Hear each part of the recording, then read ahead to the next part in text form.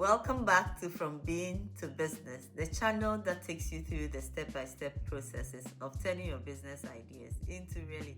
In today's episode, we want to take you on our first field visit to Liberia, the first trip that we had before starting Liberia, specifically to Lofa County. The aim for me was to gain a first-hand knowledge of the field in which I wanted to really operate in. At this stage, I realized that I cannot build an agribusiness from the desk. Yes, the research was good, the desktop reviews were good. However, to gain a real insight meant I needed to be on the ground, to meet and interact with farmers, to see the farms, the coffee for myself. That was very important to gain an understanding of the source from which I was going to get the coffee from. So I made that field trip to Lofa County, from Accra to Monrovia to Lofa. And I remember it was went to Point Jema. The following day, I had a town hall meeting with local coffee farmers. It was well attended. The discussion that we had at that meeting helped me to understand the farming cycle, the challenges they were facing, how labor intensive it was, the lack of machinery, the limited market access, and also again there was an issue of the low pricing that experience they had with middlemen.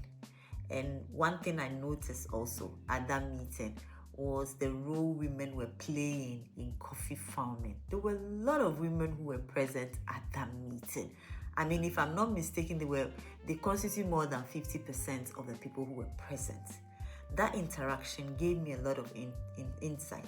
But again, that interaction also informed the practice that I embarked on after. So Fortune Coffee generally, we pride ourselves in ethical buying, ethical sourcing. When we go and interact with farmers, we don't price them. Like we kind of get to buy the coffee at a price that the farmer is very comfortable with.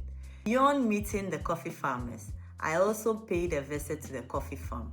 I walked through coffee farms, so I visited an Arabica coffee farm and also that of a Robusta. I was able to see the difference in the two variants.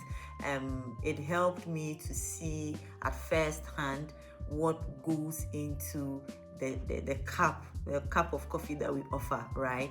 The planting, the way the coffee farmers tended to the plant. It really gave me a very real insight into that. And then the third step for me was to buy my first batch of coffee. The first consignment, I had it processed to introduce it to the market. So as you can see, Fortune Coffee started by showing up. We listened, we learned, and if you are building anything, don't skip the field visits.